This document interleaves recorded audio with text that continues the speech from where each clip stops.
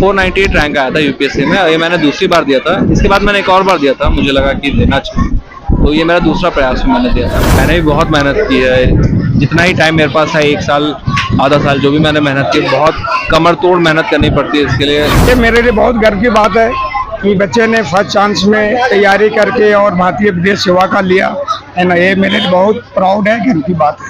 मैं अनुपम आनंद किशोर को हार्दिक बधाई देती हूँ इस सफलता पे। कुछ किए बिना ही जय जयकार नहीं होती, कोशिश करने वालों की कभी हार नहीं होती। अनुपम आनंद यूपीएससी के परीक्षा में 498 रैंक लाए। ये उनके लिए तो है ही बहुत बड़ी बात, मेरे लिए और मेरे विधानसभा चिरैया विधानसभा के सभी लोगों के लिए, साथ में जिला वासियों के लिए भी बहुत बड़ा उपलब्धि है।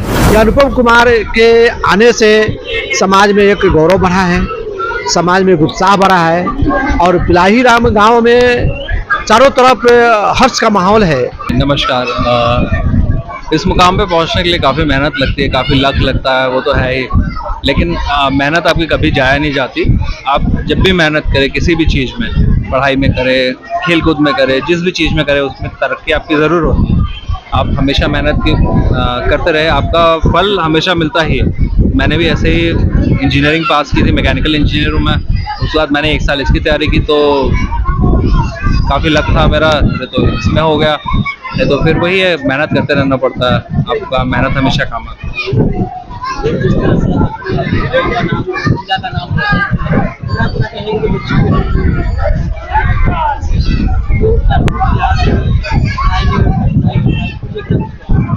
देखिए, बिहार का तो हमेशा नाम आगे ही रहता था यूपीएससी में। आईएएस आईपीएस सबसे ज़्यादा बिहार से निकलता था। आज के दिन में थोड़ा कम हो गया, हम लोग के बैच में भी काफ़ी कम हो गया। अब राजस्थान वाले आगे निकल रहे हैं, तो मैं यही कहना चाहूँगा अपने समाज वाले लोगों से कि किसका इंतज़ार करें, आगे बढ़िए, आइए, अपना जो राइटफुल हक है हमारा बिहारियों का, वो आइए वापस लीजिए, आगे बढ़िए, मेहनत कीजिए। जो लोग आगे बढ़ रहे हैं हमसे, हम उन्हें वापस अपना स्थान हमें रिगेन करना है, वापस आगे जाना है। तो वही, आपको मेहनत हमेशा करनी पड़ेगी, बेरोक टोक मेहनत कीजिए, इसमें नहीं किसी और में। सारे पोस्ट अच्छे हैं आज के दिन में, आपका लाइफस्टाइल चेंज हो जाता है, आपके सोचने की क्षमता बढ़ जाती है, आपका खुद का विकास होता है, तो वो सबसे ज़्यादा ज़रूरी है। पढ़ना लिखना इसीलिए बहुत ज़्यादा ज़रूरी है।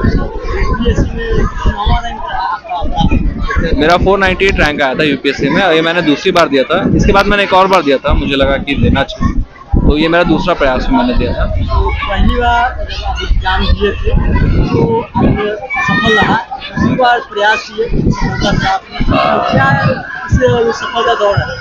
वो कह नहीं सकते कि मैंने दूसरी बार दिया था, क्योंकि पहली बार तो मेरे को ज़बरदस्ती बैठा दिया गया था। मेरा इंजीनियरिंग जैसे ही ख़त्म हुआ, तो उसके 5 दिन बाद मेरे को पापा ने बोला कि जाके बैठ के आ जाओ।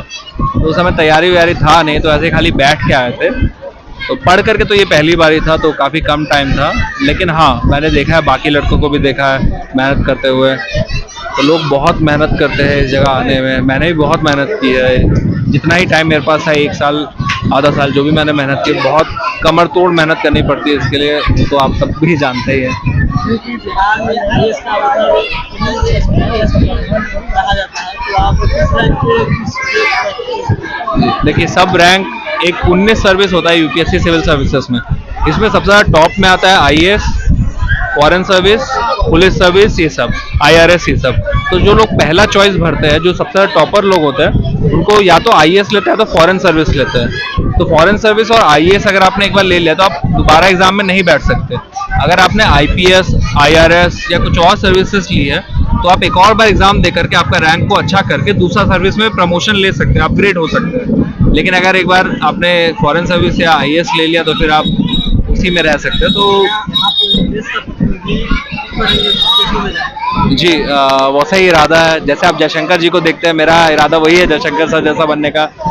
उनके व्यक्तित्व से हम लोग सब लोग बहुत प्रभावित है, तो मैं तो उनसे 5-6 बार मिला हूँ। तो सर हमेशा बहुत अच्छे से हम लोग को केयर भी करते हैं, हमारे बड़े बुजुर्ग जैसा। हमारे बॉस भी है, मिनिस्टर भी हमारे मंत्रालय का, तो उन्हीं के रास्ते पे चलना है हमें। आप गाँव में आए हैं, आप बधाई देने के लिए लोग लाइन में लगे हुए हैं, तो क्या कुछ कहेंगे?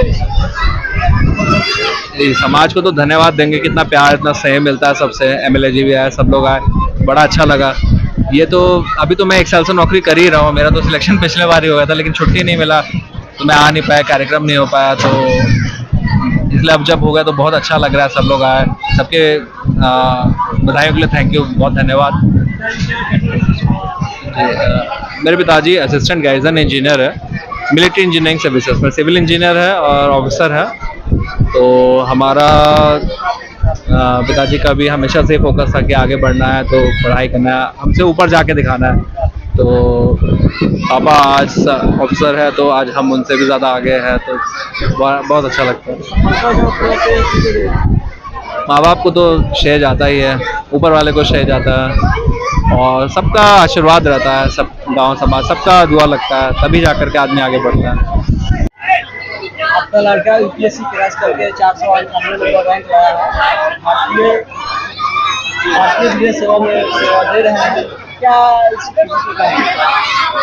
ये मेरे लिए बहुत गर्व की बात है कि बच्चे ने फर्स्ट चांस में तैयारी करके और भारतीय विदेश सेवा का लिया है ना। ये मेरे लिए बहुत प्राउड है, गर्व की बात है। कैसा खुशी लग रहा है, कितना खुशी? जिसको वर्णन नहीं किया जा सकता वो खुशियाँ है, क्योंकि मैंने अपने डिपार्टमेंट में भी देखा है। मैं दिल्ली इंचार्ज थी कि मैं यूपीएससी करूं। मैंने इंजीनियरिंग किया, गांव का फर्स्ट इंजीनियर था। उसके बाद में मैंने डिग्री किया, डिग्री करने के बाद में जॉब में आ गया। जॉब में आने के बाद में मैं भी तैयारी करने लगा यूपीएससी इंजीनियरिंग सर्विसेज का। ये नहीं हो, जब नहीं हुआ तो मेरी दिल्ली तमन्ना थी कि हमको भी डायरेक्ट क्लास 1 अफसर IAS अफसर बनना है। मैं तो नहीं बन पाया, एज ए अफसर तो हूँ पर मोटी अफसर हूँ, लेकिन नहीं बन पाए नहीं, अपना लड़का को बना। जी, लेकिन हमने लड़के को कम से कम बना दिया, और वो भी बनाया तो टॉप मोस्ट रैंक के जो IAS IPS बोलते हैं। IFS का नाम लोग कम जानते हैं, लेकिन IAS और IFS दोनों टॉप होते हैं, कोई किसी में कम नहीं होता है। तो IFS लिए जो विदेश में नाम करेंगे, ये मेरे लिए बहुत प्राउड की बात है। गाँव से बच्चे को पढ़ाते हैं, शहर से पढ़ाते हैं? नहीं, मैं तो जन्म से बच्चे मेरे बाहर ही रहे, क्योंकि मैं सेंट्रल गवर्नमेंट में हूँ। मैं मिलिट्री इंजीनियर सर्विसेज में सिविल इंजीनियर हूँ। तो चूँकि हमारे ट्रांसफ़र ऑल ओवर इंडिया होती रहती है, तो बच्चे साथ में रहे, केंद्रीय विद्यालय में पढ़ाई लिखाई की है। ग्रामीण क्षेत्र को ये बताना चाहता हूँ कि मैं भी ग्रामीण क्षेत्र से निकला हूँ। मैं उस समय झोपड़ी वाले घर में रहते थे, जहाँ पे कोई साधन नहीं थी, लाइट नहीं थी। हम लोग डिबरी बोलते हैं, डिबिया बोलते हैं, उससे हम लोग पढ़ाई किए हुए थे, जिसमें लोग बोलते हैं कि आँख खराब हो जाता है। फिर उसके बाद में डिबिया से पढ़ते पढ़ते लालटेन के युग में आए, लालटेन में पढ़ाई किए, और बच्चे लोग अभी कर रहे हैं। तो मैं ही बताऊंगा कि हम लोग संघर्ष करके निकले हैं, बच्चे आगे। आपके विधानसभा में कमाल किया है, क्या कुछ कहेंगे? बधाई देने पहुँचे हैं? बधाई देने आए हैं, और ये सबसे पहले आप लोगों को धन्यवाद। और हमें इस लायक समझा गया कि इसमें हमको बुलाया गया। अनुपम आनंद यूपीएससी के परीक्षा में 498 अंक लाए। ये उनके लिए तो है ही बहुत बड़ी बात, मेरे लिए और मेरे विधानसभा चिरैया विधानसभा के सभी लोगों के लिए, साथ में जिला वासियों के लिए भी बहुत बड़ा उपलब्धि है। और ये सभी उपलब्धि सब हर लोगों को खुशी है, लेकिन इसमें जो खुशी उनके पिता उमेश कुमार को होगी, वो खुशी बहुत कम लोगों को खुशी भी मिलता है। और हम भी उनके खुशी में शामिल होने आए हैं और बधाई देने आए हैं कि और ये आगे बढ़े। अनुपम आनंद यहाँ के बच्चे के लिए यही कहेंगे, अनुपम आनंद से सीख ले और इनके नक्शे कदम पर चल के वे लोग भी बहुत आगे जाएं, और इससे सीख ले के इस पर अमल करें। जी, सबसे पहले मैं अपने तैली साहू साहबा पूर्वी चंपारण की ओर से आप सबों को हृदय से बधाई, और यहाँ पर जो बच्चा अनुपम आनंद किशोर ने यह जो सफलता प्राप्त किया है, उनको बधाई देने के लिए और उनके माता पिता को भी बधाई देने के लिए हम यहाँ पहुँचे हैं, ताकि यहाँ के लोगों को समाज में अच्छा संदेश जाए और आने वाला समय जो है बच्चा आगे बढ़े और हर गार्जियन, हर अभिभावक अपने बच्चों को अच्छे तरीके से शिक्षा दे, पढ़ावे, ताकि यह उत्तम स्थान प्राप्त कर सके और समाज का नाम रोशन कर सके। यह अनुपम कुमार के आने से समाज में एक गौरव बढ़ा है, समाज में उत्साह बढ़ा है, और पिलाही राम गाँव में चारों तरफ हर्ष का माहौल है। ताकि यह जब भी इस गांव में हम प्रवेश किया तो चारों तरफ लोगों में हर्ष का विषय था कि उमेश प्रसाद का लड़का यूपीएससी पास किया है। आज उनका बधाई का कार्यक्रम रखा गया है। आज चारों तरफ का हम लोग बच्चों को पढ़ावेंगे और हम भी यह संदेश देना चाहते हैं कि आप सभी जितने लोग हैं देश के समाज के कर्णधार है, देश को आगे बढ़ाना चाहते हैं, तो सबसे पहले शिक्षा पर जोर देकर शिक्षा को आगे बढ़ाने की जरूरत है, ताकि देश का भविष्य के बारे में सोच सके, देश का भविष्य उज्जवल कर सके। और इसके लिए बहुत बहुत बधाई आप लोगों को भी, आप लोग भी यहाँ पहुँचे, आप लोगों को बधाई देते हैं और यहाँ के लोगों को भी बधाई देते हैं। और उमेश प्रसाद को भी हम बधाई देना चाहते हैं कि ऐसे होनहार बच्चा को आपने पैदा किया और इस पोस्ट तक पहुँचाया, आपके बहुत बड़ा योगदान रहा, इसके लिए उनको भी बधाई दी है।